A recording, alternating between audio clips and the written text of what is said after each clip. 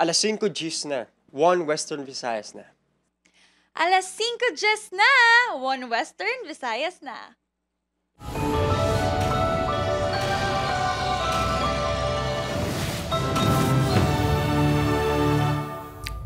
Mga balitang aton tutukan subong Lunes, insidente sang ginaligar pagpangabdak sa mga menor de edad sa Iloilo Sunset Boulevard, ginatutukan sang kapulisan.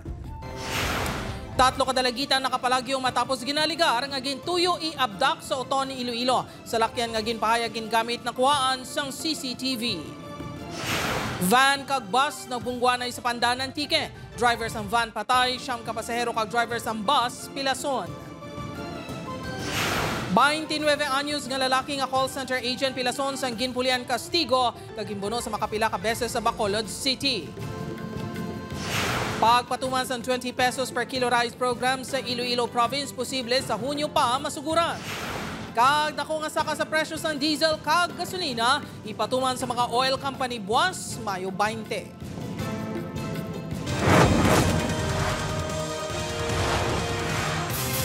Ini ang GMA Regional TV, 1 Western Visayas.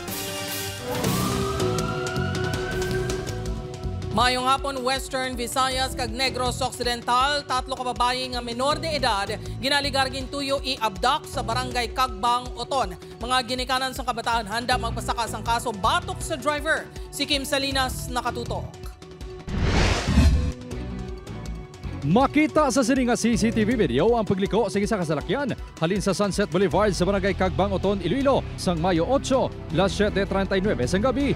Ini ang tion nga sakay sa salakyan ang 2 ka 12 anyos kag isa ka 14 anyos nga menor de edad nga babae nga ginaaligar tuyo i-abdak sang lalaki nga driver. Sunod sa 14 anyos nga biktima, nagalakat sila sa Iloilo Sunset Boulevard agon magpauli sa barangay Kagbang sang gindulugan sila sang salakyan. Ginpamangkot kuno sila sang driver kundi inang dalan pakadto sa Oton. Nagpamilit man kuno ini nga idulong sila. Apang sa makalabot na sa punta sang boulevard, sa lain na ini nga direksyon nagpadulong. Pag sakay naman to, hambala din nga. Nagtatuan lang po. Pagpagwa naman, wala siya naguntat. Sige-sige lang siya. Ano nagsinggit ka mo sa Oo, pero hindi bation. Bangod sa kakulba, ang 12 anyos nga si alias Inday nga nakapungko sa likod sang driver, naglumpat samtang nagadalagan ng salakyan. Binbuksan ko din ng pertahan sa salakyan tapos hindi kami pagpanaugon. Ginatulok pa ko sa laki. Naglumpat man si alias Nene nga nakapungko sa front seat. Lunsay na pilasan na dawa bangod sa paglumpat. Ginpapanaog naman sang driver si alias Laika sang nagpakitloy na ini. Gilayon niya ginreport sa kapulisan ng insidente. Nagpatigayon sa backtracking kag sang nakakuha sang CCTV footages. Ini ang gin-enhance para ma-identify ang salakyan. Kahapon, nagpadulo ang driver sa police station. Suno sa Oton Police, isa ini ka 21 anyos nga estudyante nga residente sang Iloilo City. Ginpanginwala sini ang alegasyon sa mga biktima. Wala na gin kustodiya sang kapulisan ng driver, bangod naglaps na ang reglementary period. Wala man siya daw intention regarding sa mga kabataan, but because nga mo to nabala ang gin-action sang kabataan, that's why nga kinulbaan siya, sir.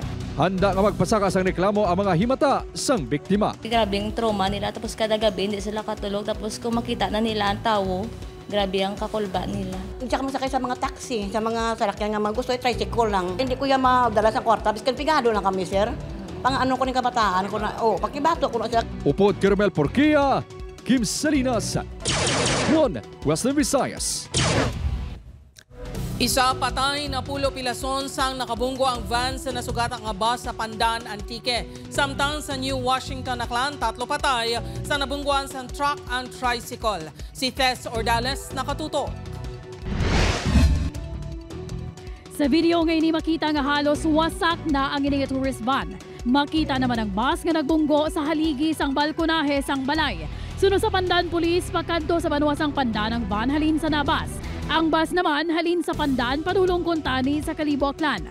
Apang sa nagabot sa barangay Fragante, Pandan Antique, pasado la sa iskay na sang aga, nagsaylo sa lane sang bus ang van. Ang van, medyo tasig na dalagan, ma'am. Tapos medyo na sa may curve na. Dili siya sa outer lane, nag-amat-amat siya patunga. Dito pala sa lane sang coming na vehicle series, ma'am. Tapos wala din niya mabawi, ma'am, ang kuwan. makabalik sa iyang lugar. Bangod sa impact, nakaagom sang patal nga pila sa ulo kag sa iban nga bahin sang lawas ang driver sang van nga si alias Lito 63 anyos ang Banga Aklan nga gintunaan sang iya kamatayon. Nawadan man sang kontrol ang bus driver nga si alias Nel 48 anyos ang Tibiao Antique rason nga nagdiretso sa balay sa kilid sang dalan. Nakaagom ini sang pila sa nawalang nga kilid, pilason man ang siyam sa 19 ka pasahero sang bus. Nagagwan na ang mga ini sa ospital. Ginkustodiya sang kapulisan si alias Nel samtang nagapadayon ng investigasyon. Wala pa nagdesisyon ang mga pilason ng pasahero kung mapasaka sang kaso. Samtang sa Barangay Ochando ni Washington Aklan, 3 ang patay lakip ang driver sa aksidente nga mapungguan sang tanker truck ang ilagi na sakyan nga tricycle pasado alas 7 kina sa ngaga. Sunod sa kapulisan, yara sa magkatuhay nga lane ng tricycle kag truck kapang napayungan ang driver sang truck, rason nga nag-agaw sang lane kag nagbunggo sa nasugatan nga tricycle. Nakaidlit niya siya, ma'am, kag bali nag-going to the left na siya, ma'am. So nakaon niya ang lane ng aton nga tricycle. Pilason ang 4 ka mga sakay sang tricycle nga nagapabilin sa ospital. Arestado na ang driver sang truck na magapangatubang sang kaso nga reckless imprudence resulting in multiple homicide, damage to property, and physical injuries. Thess or Dallas. 1 Western Visayas. Para sa dugang mga balita sa Negros kag Panay, mangin kaupod ta si Adrian Prietos. Adrian? Maraming salamat, Jerth. 29 anyos na call center agent hilway na sa kadalagman matapos 15 ka beses nga ginbuno sa Bacolod City. Pagpangimon, ginapatihan motibo sa krimen. Yaring balita nga itong gintutugan. Nakaagom sa madamo nga pilas sang pagkabuno sa nagkailan niya parte sang Guya kag Lawas ang 29 anyos na call center agent nga si Alias Brent. Ginbuno ini sa mga aning kaupod sa obra sa tinalikdan nga Mayo 13 sa Kagahon. Nakagwa na sa ospital ang biktima kag padayon ni gapaayo sa iya mga pilas. Sa investigasyon sa kaprisan, ginpulihan sa 3 ka lalaki nga suspect ang biktima sa parking lot sa ginaobrahan sa Barangay Singkang Airport, Bacolod City. Sunod sa kaprisan, selos ang gintunaan sa krimen. Isa sa mga natubod nga suspect si Aldez AJ. Bali siya ni ang ginasiloyisan sang aton nga suspect, sir. Nga daw ginadudahan ni nga ang former partner man sang suspect nga ginasuspetsahan niya nga may karelasyon sang aton nga biktima. Antes pa ginbuno gamit ang pocket knife, ginlampusan pa sa masuspect sa motel sa ulo ang biktima. Daw may mga confrontation kag amo ni nagtapungulay kag naglabod sa pagbuno. Ginpanulungan sa GMA Regional TV ang balay sa biktima sa Barangay Singkang Airport. Apang yara kuno ini nagapaayo sa balay sa ilang himata sa syudad.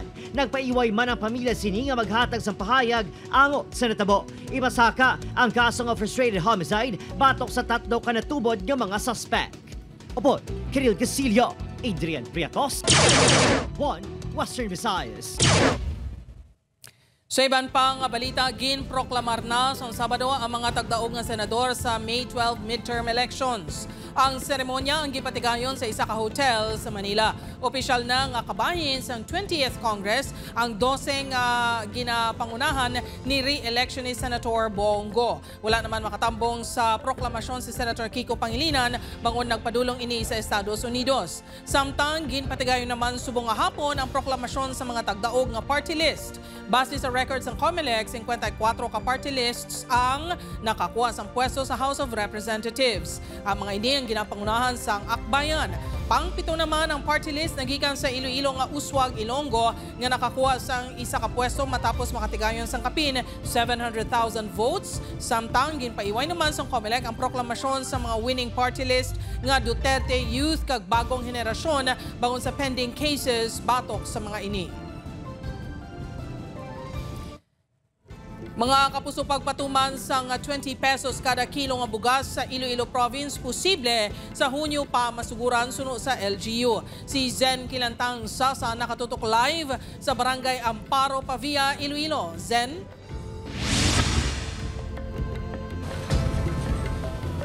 Jerk 12,000 ka pamilya nga may undernourished children ang makabenepisyo sang P20 Rice Program sa Iloilo nga suguran sa masunod nga bulan.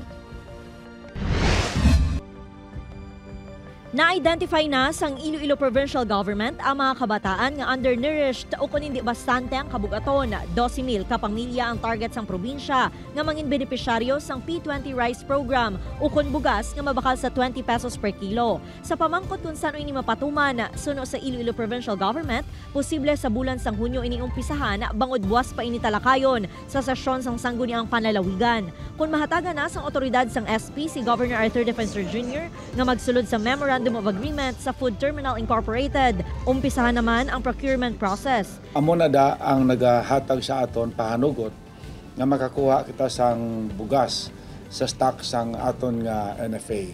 33 pesos ang presyo sang baklon nga bugas sa National Food Authority, 6 pesos and 50 centavos ang iga-subsidize sang FTI, kag 6 pesos and 50 centavos naman ang bayaran sang probinsya. Una na nga ginpain sang probinsya ang 19 million pesos sa programa nga maghalin sa supplemental budget.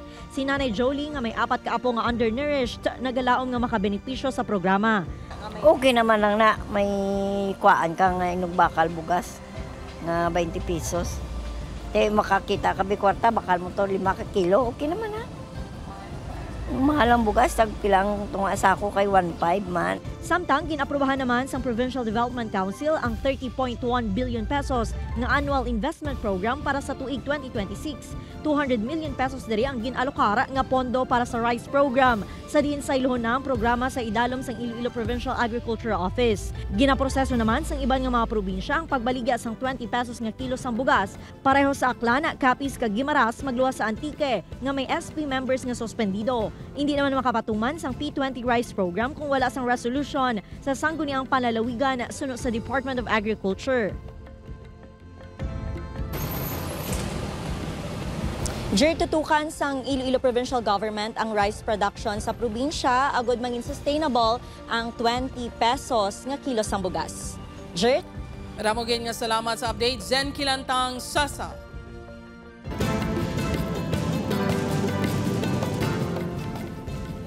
Bad news sa mga kapuso at motorista, lauman ang dako nga dugang sa presyo sang gatong buwas Mayo 20. Base sa datos nagikan sa mga oil company, ang presyo ng diesel ang magasakas ng piso kag 70 sentimos kada litro. Piso kag 20 sentimos naman kada litro ay gasaka sa presyo ng gasolina. Samtang presyo ng kerosene ang magadugang man sang piso kag 20 sentimos ang litro.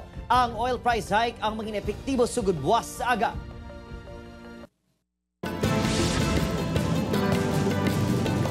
Atensyon sa mga konsumidor sa Metro Pacific Iloilo Water sa Altachera Village, Haro. Magtipon na sang tubig bangod posible. Magahina ang pressure o kung temporaryo gid nga mauntat ang tubod sang inyo gripo. Sumugod alas 10 karon sa gabi. Magapanumbalik ang supply alas 6 buwas sa aga. Ang water interruption ang tugas sang step test activity sang MPIW. Ang matamat naman nga magabalik sa normal ang supply sang tubig kung matapos na ang amo nga buluhaton. Ini ang GMA Regional TV, One Western Visayas. Duha ka PUJ driver nga taga-Igbaras nag-inaway bangod sa ginapahayag agaway sa pila sa Mohon Terminal. Insidente na hulikam. Si Kim Salinas nakatutok. Makitaan sa sining nga video ang tuyo nga paglampos sang pulungkuan sa isa ka lalaki sa isa pagid ka lalaki sa Mohon Terminal. Makitaan nga natumba pa ang mga lalaki apang wala man naigo kag gilayon nakatindog. Napunggan man ang ilaaway. Wala man sang may nasamaran sa insidente. Natabo ang insidente mga alas 6:30 kay desang aga. Ang nagakapot sang pulungkuan ang ginkilala kay Jason Ramos, 33 anyos. Ang tuyo sa nilampusan amo si Romel Grasa, 32 anyos. Ang duwa, ang lunsay driver sang Igbaras nga PUJ. Sunod sa pulis nga nagresponder, agaway sa pila ang kabangdanan sang away sang duwa. Soton pa lang, nagpalumbaan na ang duwa ka driver. According naman sa mga nagsakay dito, sir, uton pa lang, daw mabunggaan na sila nung kita pakarira na, wala sila pamudyot na pangkuhaan na sang pasahero. Ginako ni Jason nga siya ang una patupa kay Romel. Initungod sa Igbaras pa lang kuno, nasa gina na ini sang salakyan ni Romel, apang wala gid ini nagpundo kag nagpangayo sang pasaylo. Tinalabot kang buli yang ako niya guma, tabog na buka. Braka ginat ka ulo, kabla kay skanta na, dukura ti ano nga mga pasensya. Wala si Romel sa terminal sa nagkato ang news team kay na. Agud kuha ang tani isang pahayag. wala na gin pablatter sa kapulisan ang insidente tungod nag-areglohanay na ang duha ka mga driver nga magkasimaryo man lang sa igbaras. Upod kay Romel Porquia, Kim Salinas, One Western Visayas. Masobra 30 milyones pesos nga balor sa suspected shabu na kumpiskar sa 3 kaseparadong operasyon sa Bacolod City. Yaring balita ang aton gintutukan. Binulto nga suspected shabu nga may kabugasan nga balor 31,460,000 pesos. Ang nakuha sa 3 kaseparadong bypass operation sa Kaprisan sa Bacolod City sa sulod lang sang isang adlaw. Pasado las 2, Domingo sa Kagahon. May 18, sa gina-operate sa Kaprisan ang high-value target ni si John Flynn Barquillo. Sa Barangay Stefania, 17 million pesos nga balor sa shabu ang nakuha sa iya paginakop. Isa ka oras pagkatapos, balor 6.8 million pesos naman yung suspected shabu ang nakuha gikan kay Robert De Los Santos sa Barangay Villamonte. Ginapatihan sa Luzon na gikan ng supplies ng droga nga igapalapta kuntaning sa Negros Island. Mga lokal naman sila nga drug personalities nato, no? Source nato na outside man niya, hindi man sila nga diri sa ato, no? Sa Bacolod. Nagkumpiyansa sila nga ang aton nga focus is wala diri subong sa anti-illegal drug operation nato na ara pa sa elections. Ginatutukan man sa BCPO mga drug items gikan Panay. Kaangay sa nakuha nga masobra 9.1 million pesos nga shabu gikan sa 41 anyo sa si Cherry May Hoover. Sang Barangay San Pedro, Haro, Iloilo City, nadakpan ini sang Domingo sang hapon sa isa ka balay palahuwayan sa Barangay Singkang Airport. Mostly, sir, Juan Saruro, sir. Pinalantaw pa naman kung paano nila mapalusot, sir, Gid, kung may mga another upod pa blanin siya sa pag-deliver dito sa Bacolod, sir. Nagpaiway nga maghatag sang pahayag ang mga suspect. Opod, Karinal Casillo, Adrian Prietos, One Western Visayas. Mga kapuso, arestado sa Boracay, Malay, Aklan ang duha pa ka suspect sa pagpatay sa negosyante nga Chinese national nga si Anson Tan ukon kilala bilang Anson Ke kag ang iya driver. Sunod sa Special Investigation Task Group, ginaresto sa PNP Criminal Investigation and Detection Group ang duha ka foreigners sa isla. Iga paidalom sila sa debriefing sang anti-kidnapping group antes i-endorso sa Bureau of Immigration para ma-inquest bilang undesirable aliens. Madumduman nga sa Abril na sapuan nga patay si Tan kag ang iya driver nga si Armani Pabilio sa Rodriguez, Rizal. Wala sa may gin-issue nga statement ang mga opisyal sa Police Regional Office 6 kag Aklan Police Provincial Office ango sa pag-aresto sa mga suspect.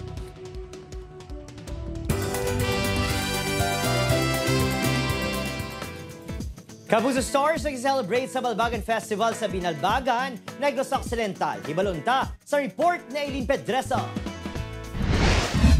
Kada tuig, ginahanduraw sa mga taga-Binalbagan ang ila kasaysayan kag pagtuo pinaagi sa Balbagan Festival.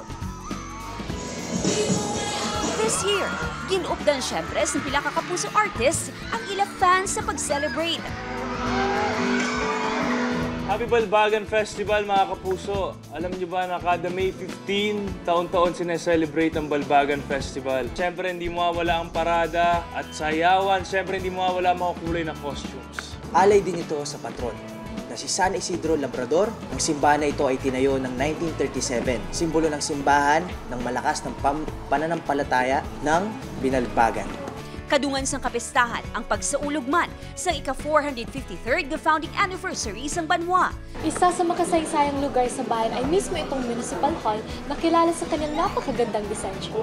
Alaala rin ito kung paano naging bayan ang Binalbagan noong May 15, 1572. Hindi lang manggaranon nga kasaysayan ang mapabugal sang Banwa. Hello mga kapuso, alam niyo ba maliban sa festival, pwede nyo rin po i-enjoy mga beaches dito sa Binalbagan. Tsaka perfect po yan ngayong summer. Gina-welcome ka mo diri naman nga magkata diri sa Banwa sa Binalbagan. Ay try naman kung ano ang nami diri sa Banwang Panganay. Siyempre, mas na-feel sa mga Binalbagano na celebration sang nagwa na sa J. Ortega, Charlie Fleming, Anton Vinson, kag Rahil Birya sa Kapuso Fiesta sa Binalbagan Concert Grounds. Wish sang Kapuso artist nga makabalik pa sa Binalbagan agot liwat nga makabanding ang fans. Sobrang saya po at ang dami pong tao. Salamat po sa mainit na pagtanggap. It's very worth it na pumunta ako dito. Yung crowd talaga very... Parang home. Parang home ko talaga to. Maraming salamat sa lahat ng tao nag-aantay. Na ang daming tao po talaga nag-aantay para sa amin. So happy to be here again to see the people here. At gusto ko magpasalamat sa mainit na pagtanggap nila sa amin. Upod Garuel Banggol, Aileen Pedraso. 1 Western Visayas. Mga kapuso, ginpatigayon kahapon May 18 ang inaugural mass para kay Pope Leo XIV sa Vatican City. Ini ang tanda sa formal na nga pag-umpisa sa pagpamuno sini sa 1.4 billion kakatoliko sa bugos nga kalibutan. Sa seremonya nga ginpatigayon sa Vatican City, nagsakay man sa Pope Mobile sa unang ation si Pope Leo. Ini ang ginsaksihan sang linibo ka deboto. Nagbaton man ini sang pallium kag sang Fisherman's Ring. Ang Pilipino nga si Cardinal Luis Antonio Tagle ang nagpasuksok sang singsing sa Santo Papa. Si Pope Leo XIV ang ika-267 nga Santo Papa sang simbahan Katoliko. Antes na pilian, ini ang kilala sa iya original nga pangalan nga si Cardinal Robert Prevost. Ini ang labing una nga Santo Papa nagikan sa Estados Unidos apang nagauyat man ini sang Peruvian citizenship. Hintayog sa linog ang mga isla sa Negros nagpanay sang Sabado sang aga. Ang linog ang may kabasugon nga magnitude 5.1 nga nagluntad sa Sipalay City, Negros Occidental. Sunod sa VVOX, tectonic ang gitunan sang linog. Ining gisunod pa sang aftershocks. Hindi man kuno ini konektado sa aktibidad sang Mount Canlaon. Sa Iloilo City, may nakuhaan sang video nga paghulag sa isang call center. Pilaman ka residente ang nagpahayag nga naglingid ang ulo bangod sa pagtayog. Wala man sang tawo nga nasamaran ukon mga propiedad nga nagkalaguba bangod sa linaw. Ang iyang origin, tectonic in origin, ini sa may Sipalay, Negros Occidental. Ang pinaka-paskog nga na record natin intensity 4 sa may Sipalay. May ara makita nga kalabot sa Iloilo, Antique, and may ara man as far as sa Capiz.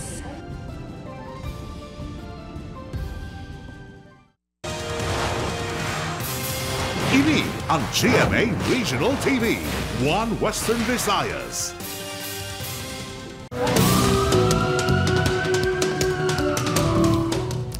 Ginbawian sang kabuhi sa ospital ang 25 anyos nga si Alias Soto matapos ini nga ginbuno ni Alias Nonoy, 17 anyos sa barangay Sapa, Miagaw, Iloilo, Domingo sang kaagahon. Sa investigasyon sang kapulisan, nagatindog sa atubang sang ilabalay ang biktima sang ginpalapitan sang suspect kagilayon nga ginbuno sa nawala nga dughan.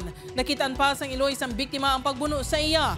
Daan nga hiligutanon ang natumod rason sa krimen. Sa hot pursuit operation, nadakpan sang kapulisan ng suspect. Na-recover sa iya ang kutsilyo nga gingamit sa pagpangbuno. Yara na ini sa kustudiya sang Women and Children Protection Desk kag magapangatubang sang reklamo nga murder. Santo sa layi, pwede magpanabat sa krimen ang isa ka minor de edad kung may nagakaigo na ini nga pa inu-ino. Mga kapuso, Election 2025 coverage sang GMA Network, pinakagintutukan on air kag online. Si Julius Bilacaol nakatutok.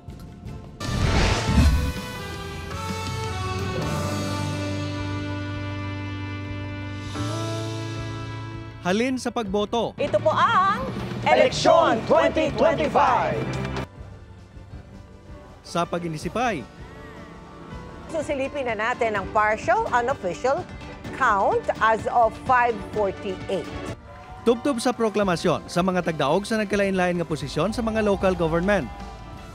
Gindulong sang GMA Integrated News ang pinakamasangkad, pinakakomprehensibo, kag pinakamapatihan nga election coverage sang Lunes, May 12, tubtob 13 sa telebisyon, radyo kag online. Pinakamataas sa posisyong iboboto ngayong eleksyon ang 12 senador. Gintutukan sang bugos nga puwersa sang GMA Integrated News ang sitwasyon sa nagkalain-lain nga lugar sa pungsod para sa 32 ka oras nga sige-sige nga pagbalita nga ginpangunahan sa mga ginasaligan nga anchors kag reporters. Katimbang man ang pinakaginarespeto nga mga media group, kompanya kag institusyon sa pagpasiguro nga dapat matuod ang mga balita kag impormasyon. Liwat, ginpabakod sang GMA Network ang posisyon sini bilang leading news authority sa pungsod. Bangod ang eleksyon 2025, the GMA Integrated News Coverage, most watched on air kag online. Base sa Nielsen Philippines TV audience measurement data para sa May 12 to 13, nakakuha sa combined people rating of 4.2% sa urban Philippines. Ang election coverage sa GMA Integrated News nga nagwa sa GMA kag GTV. Nakarecord man ang election 2025 the GMA Integrated News coverage sang combined reach nga 23.5 million viewers sa total Philippines. Pero hindi lang sa telebisyon, gintutukan sa mga tumalanaw ang marathon coverage sang GMA Integrated News. Online, ang election 2025 sang GMA Integrated News ang ginpili nga source of news and information. Base sa global video measurement and analytics platform nga Tubular Labs, nakarecord ang live stream sang eleksyon 2025, the GMA Integrated News coverage, sa kapugusan nga 112 million views across online platforms.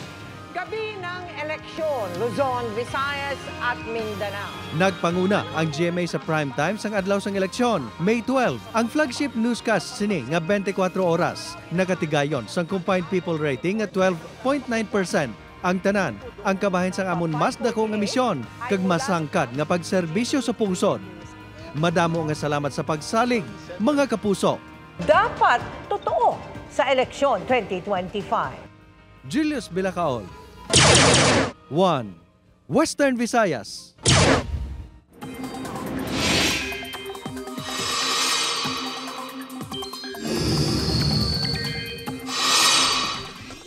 Kapuso, magapadayon ang pag-ulan sa pinakabahin sa pungsod, bisan nga wala pa natapos ang tig-ilinit.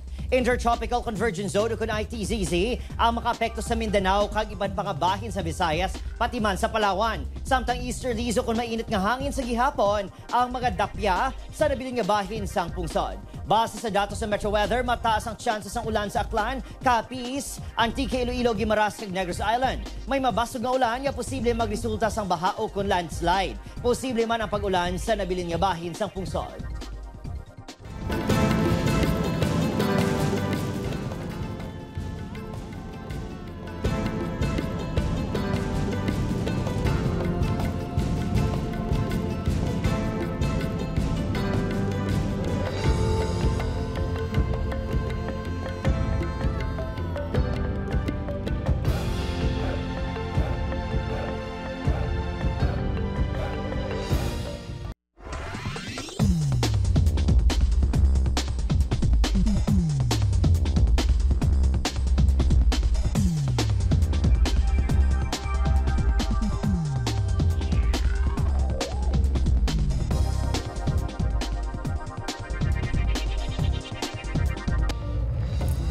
Sa aton mga kapuso diri sa Western Visayas kag Negros Occidental, subong man sa aton mga kapuso abroad, madamo gid nga salamat sa pagtutok.